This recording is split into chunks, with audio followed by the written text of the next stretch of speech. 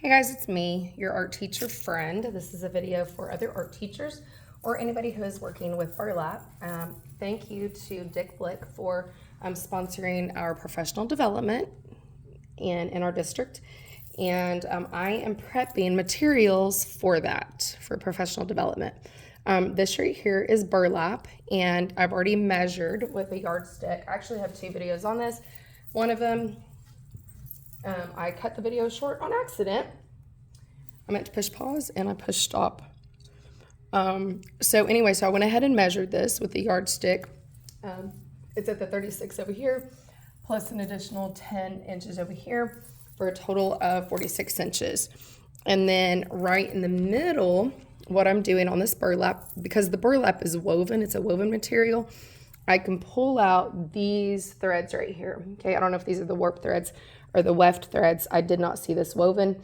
I'm guessing that these are the warp threads because I believe that it was on a loom where the weft ran from right to left. Remember, right, left is the weft. So I believe that these are the warp threads, okay? So what I'm doing is at that 23, that halfway mark, I'm removing some of these warp threads, and then I'll put a link to the other video where I first got started before I pushed stop on myself. And if you've watched any of my videos, I do not edit my videos because I do not make time for that. I need something that's super quick and super easy and informational. It's not extremely glamorous, probably not very entertaining either. I'm going to continue to remove this warp thread right in here. And what this is going to do, it's going to give me an extremely easy path for cutting. Okay, I'm going to be able to see exactly where to cut so that I can divide this burlap between multiple people. I believe, and I have to do a little bit more research on it, but I do believe that it is, the more that you buy, the cheaper it is. Okay, so, and again, you can get these materials at Dick Blick. You can get a wide variety of colors of this. I do like to use a lot of color in my classroom, and I know my other art teacher friends enjoy using a lot of color too. Sometimes just neutral colors and earth tones are fine, and there's other times where we want to see really bright and brilliant colors, okay? So you can start at one end. If you're cutting a smaller piece of burlap, just find the center, the middle of your burlap, just start pulling on that thread, and you'll just keep pulling and pulling until it either breaks or until you get to the end. It'll usually break before that. You can save these because you can use these threads to tie off things inside of your burlap pulled thread work, and those actually make different pieces of burlap that's tied off and tied together look really, really pretty. Let me put a piece of white paper underneath here so that you can see the space that I'm talking about. Okay, you see that space? And so when I cut this, I'm actually going to try my electric scissors on these. It basically looks like a little miniature saw. Oh, here they are. My little electric scissors. This is the Zip Snip brand. You push this button. Okay, so for safety, you push the button before that you push this down. Of course, you can do it one-handed. So I'm pushing the button on this side. I push right here, and it should just zip right through there. Okay, so I'll show you that in just a minute, see if that works. I haven't used it on burlap before. I use it primarily on cardboard because cardboard, if you've ever cut cardboard with just normal scissors, even scissors that are pretty sharp and heavy duty, after a while, I mean, if you have 200, 300, 400 students, however many students you have that are using cardboard, most of us have more than that number of students, especially if you teach elementary school. Middle school may have anywhere between, let me see, 20, 40, 60, 80, 100. Oh, I would say between 100, maybe on the low side, maybe 150. If you have more if you teach middle school and you have, or high school and you have more towards 250, God bless your soul. I'm just adding up, like if you had 6 classes, 6 times 30, I mean, that's 180 kids. Wow, that's a lot. I can't imagine having on a consistent, everyday, daily basis, 30 kids per class. That's a lot to keep up with, especially if you're doing things that are projects that require either a lot of messes or a lot of cleanup or a lot of prep, or if the students need a lot of guidance.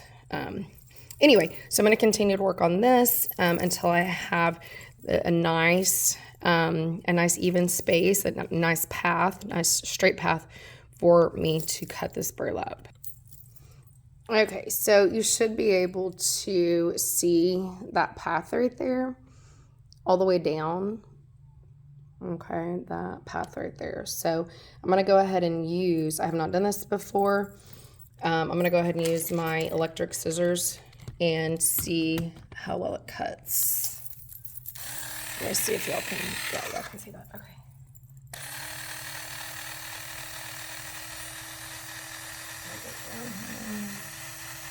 Not too bad. I think if I grabbed both pieces.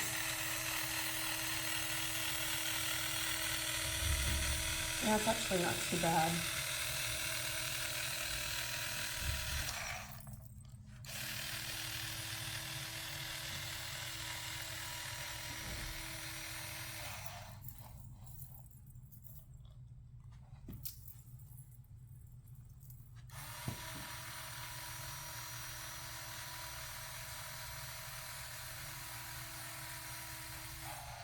Okay, actually that was not too bad. Okay, so as I'm crawling across the floor here, you can probably do this at the table. The table, actually I have my stuff at my table set up with printmaking, so I'm not going to clear it off because I've got another class that's going to be printmaking soon.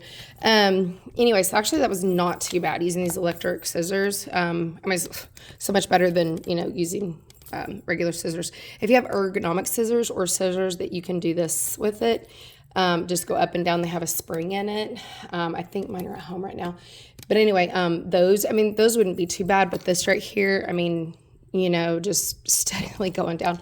Okay, so why do I pull the string out? Okay, it is so much easier to follow that path. And then I have even space over here.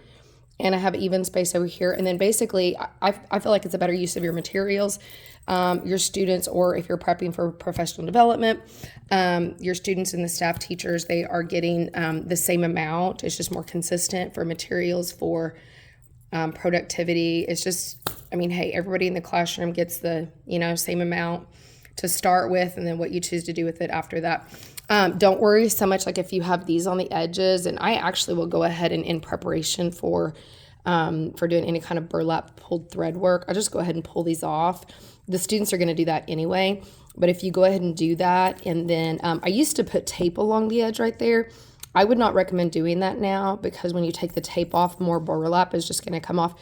But what I would do is, once you have your edges established, well, it also depends on the grade level too. Sorry, I know my conversation, I'm like a little bunny hopping from subject to subject, and I'm over here peeling this off. I totally understand my students who have attention deficit disorder. So the edges right here, the students can either tie these into like little knots.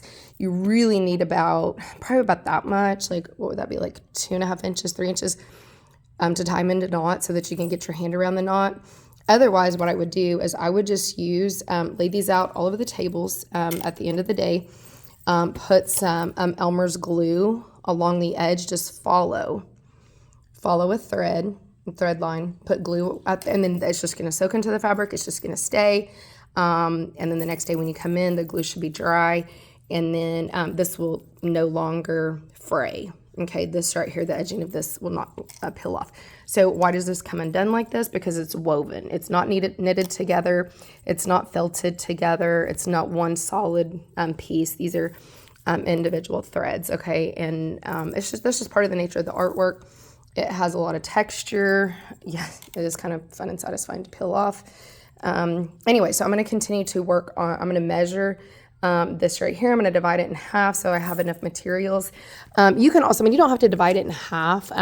It depends on like how much material you have from here to here. What I would do is just go ahead and establish, obviously we know that, you know, across from this side to this side, it is 46 inches. So in half is 23 inches. Half of that's going to be 11.5. I hope I'm right. I'm just kind of doing the math quick. So 11.5 is going to be right there. So that would be half of that. So then this from here to here, like 11.5, I mean, that's going to be enough for an art teacher or an art student, I feel like. And then, so I'm going to do the pulled, essentially it is pulled thread work. So I'm going to take and I'm going to pull at the 11.5 mark right here. I'm going to pull that out. I'm going to do that all the way down. I'm going to cut another strip, And then I will measure this way, and I'm going to see how much I have. If I have a little bit left over down there, that's totally fine. I mean, is there going to be a little bit wasted when you're using burlap or fabric? I mean, there probably will be. Anyway, but this is just a good way to get started when you're cutting your burlap. Anyway, well, I'm going to continue with this. Thanks for watching, guys. See you in the next video. Bye.